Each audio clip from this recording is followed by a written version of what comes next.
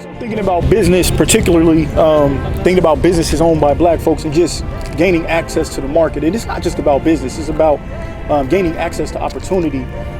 I feel like we live by this reservation for one rule, and it's something that Kendrick Lamar kind of described. He didn't describe it as a reservation for one, that's what we call it, but he created this song called Black Boy Fly, where he really talked about how he was upset at the success of Aaron Aflalo and Game.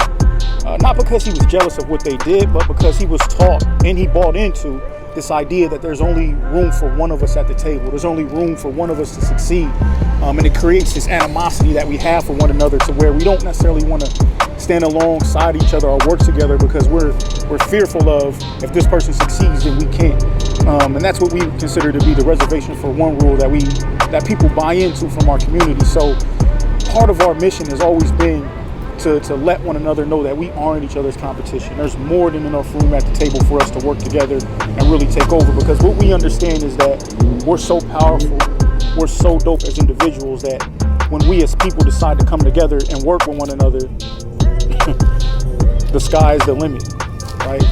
We have the power to control all things, and we can only reach our maximum potential once we decide to come together and do this work. So we kind of throw away this idea that we're each other's competition and this reservation for one rule, because we know what happens when we put our minds together.